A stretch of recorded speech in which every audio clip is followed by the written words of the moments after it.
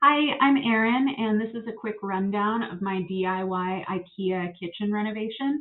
I say DIY, however, keep in mind there were some aspects that I left up to the professionals, which I'll explain. In photos, this kitchen doesn't look too bad. However, the house was built in 1938 and had some moisture and pest issues behind the cabinet. So, with the help of my dad, Papa G, we got to work on demo. We tore out all of the cabinets and found mold as well as rat nests and lots of droppings. We also found that the floor joist in one corner was rotten. Luckily, the walls are all either concrete block or lath and plaster, so the mold was only on the surface and easy to clean off and treat. Keep in mind that I have a real estate construction background, so I'm familiar with dealing with mold, but if that's not something you're comfortable with, be sure to call a professional. Next up was prepping and leveling the floors. There were asbestos tiles under the sheet vinyl, so rather than disturb it, we decided to leave it in place and use self-leveler over top since I was planning on installing LVP anyway. Once we got the floors leveled, it was time to start unboxing and putting together all of the cabinets. We started with the uppers and hung them so we'd have easier access and it would get them out of the way for putting together the lowers. The ceiling bows a little in the middle, so we had to be sure and mount the uppers slightly down from the ceiling in order for the doors to not hit the ceiling when they open. You can get filler pieces to cover any gap at the top. However, because of the previous moisture issues in the house, I thought it was best to leave a slight gap to allow airflow. For the lowers, they come with plastic legs.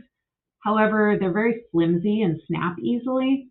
So I ordered adjustable metal ones from Amazon instead, which was a bit more expensive, but money well spent. IKEA cabinets mount on a wall bracket, so the legs are just for added stability. Getting the height and leveling correct took some work because this old house isn't level or square, so we triple checked all of the measurements. For the countertops, since the house isn't square and none of the walls seem to be straight, I went with a local company and had custom counters installed. These are quartz counters from MSI in Calicut, Laza. The other thing I hired a professional for was the electrical work. The house previously didn't have a dishwasher or garbage disposal, and I wanted to relocate where the refrigerator was going, so I hired Kaleo Electric to permit and wire everything. Then the LVP flooring went in. I hired someone to do this part as well because I was doing the whole house.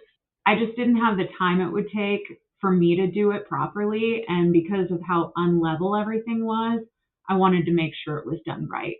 I chose Cortec LVP in parchment oak, and I'm so happy with them. Finally was the backsplash. Papa G and I spent a long weekend installing the faux brick backsplash. I went with this choice because I wanted something that felt like it could have been original to the house. And it's a porcelain tile, so although it has a matte finish, it's actually really easy to clean, so not a big deal if you splatter on it while cooking. Overall, this project took about a month and a half, but keep in mind that was mostly just nights and weekends. Cost-wise, the total was about $20,000, but that's including appliances, hardware, everything. The cabinets ended up being about $5,000 of that. Counters were about $3,000. The rest of that $20,000 was all of the electrical, plumbing, hardware, flooring, etc. I'm super happy with the outcome and would definitely recommend IKEA cabinetry. I did a lot of research before choosing IKEA, and I think the cost for the quality is really great. Let me know what you think or if you have any questions about the process or products, and thank you for watching.